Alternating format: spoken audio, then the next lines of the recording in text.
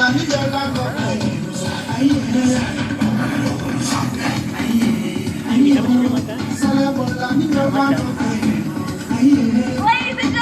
how about those birds, huh?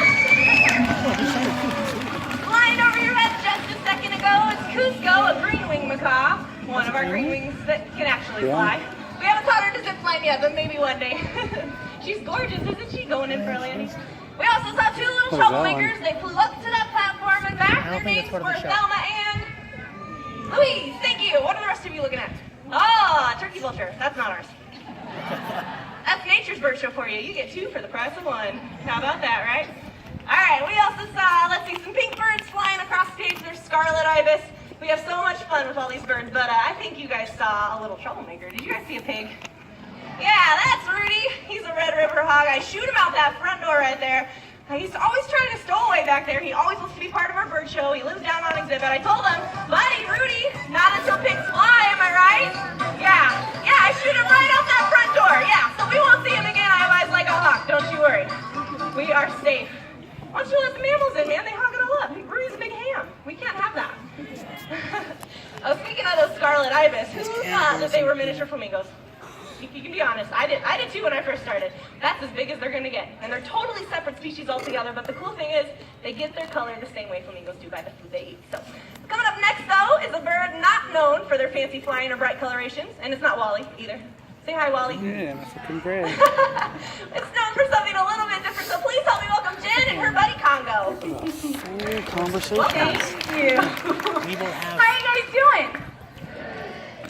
Good We'll time. have We are two doing that pretty can well have a full ourselves. conversation. Congo, buddy, we got a good audience. Dude, give him a wave. Hi, little wave. Well, this guy loves to show off. He loves to mimic all sorts of things, which is what we're going to show off for you guys. But Congo, before we get started, I need one big favor, dude. My mic sounds pretty good. Do me a favor, test yours. Yeah, sounds pretty good to me.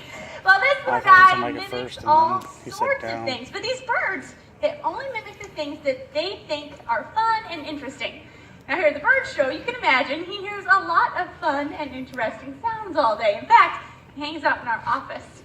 You can guess the sorts of sounds he hears all day long. Sounds like the telephone. He's got trainers jumping up to answer a phone that never rang. He thinks it's funny. I am not so sure. He also loves the water cooler. We have that there because all day long that thing blows bubbles. And everybody loves the bubbles. And you can't help but answer not only the landline back there. Guys, everyone around here carries around their very own cell. That is the only ringtone, however. Congo, dude, we're having a good time already, but I think it's time for you and I to get serious, okay? Okay. He's agreeable. He did not sound too serious, so let's ask again. Congo, really? Okay. Okay. I guess he's serious. I want to talk about a serious problem that these birds face in the wild. See, there's these people out there that will steal wild animals from their natural homes to try to sell them illegally into the pet trade. Congo knows that this drastically affects the lives of his wild cousins out there, and sometimes when I bring it up, he completely flips out. He does not like it, not at all. In fact, he's got one really big opinion on it, and Congo, I think this is your chance, buddy. Everybody out there is listening to you. Tell them, what are your feelings on poachers? Nobody likes a poacher. You know, we do like them, guys. It's conservation. It is a huge part of who we are and what we do here at San Diego Zoo Global. And whenever I bring it up, this guy, he gets really excited.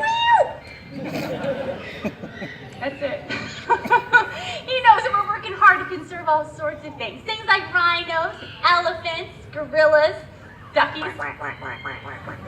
Precious little duckies. We're also conserving things that you probably wouldn't think about on a regular basis that play a very important role in their environment.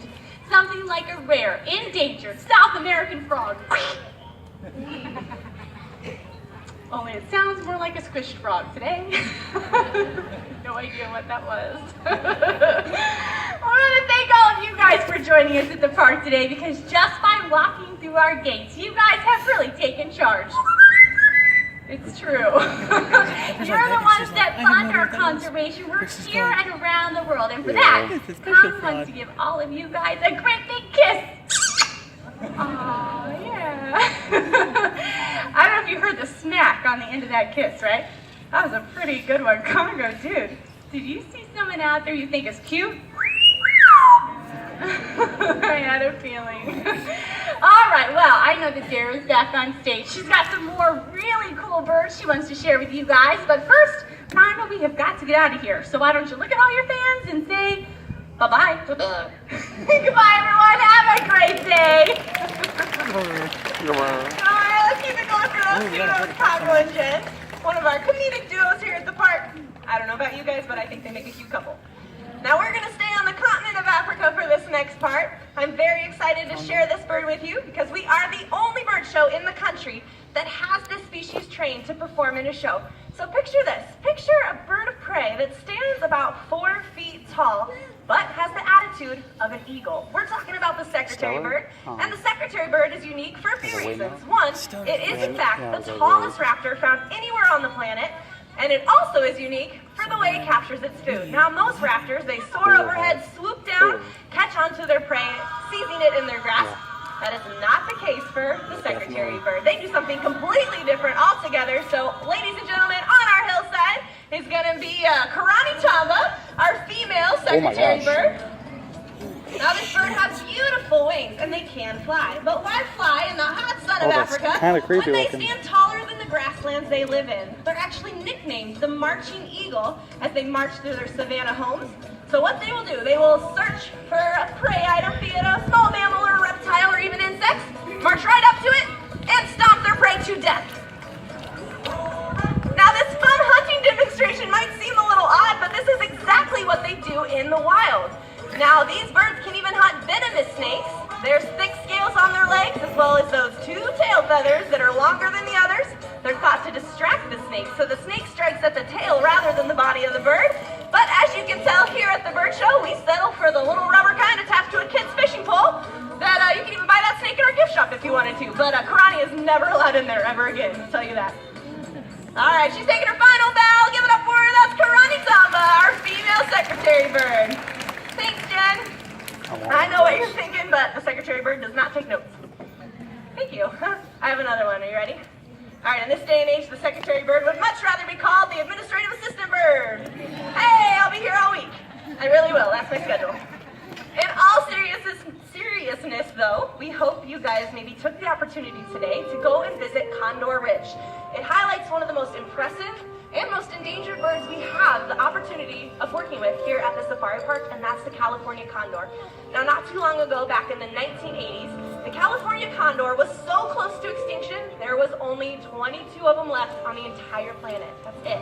So, of course, we wanted to do something to help this amazing bird out, but unfortunately, we didn't know a lot about the California condor. Nobody did. It's a very elusive bird out there. Not many people even knew where they were or how they survived out there.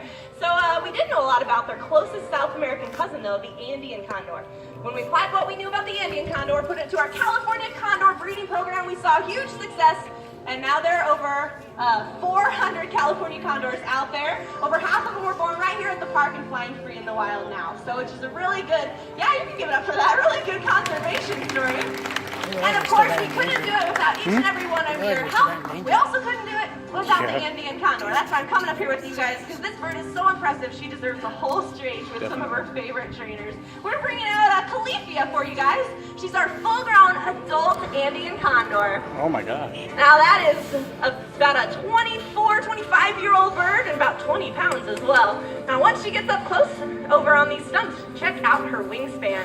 Her wingspan is 10 feet across, tip to tip. That is the second longest wingspan of any bird out there, second only to the wandering albatross. These birds are really impressive. They can soar at incredible heights, over 21,000 feet in the air. And if you're keeping track, that is higher than the highest point in North America, which is Denali up in Alaska. And why not soar that high, right? Look at that wingspan. They can even soar over 200 miles in a single day searching for food. And while we're talking about food, I will have to admit, you guys are not looking at a predator. You are looking at a giant scavenger. Remember that turkey vulture in the air earlier? They're cousins to the condors. They have the same job. They're kind of our cleanup crew out there in the wild.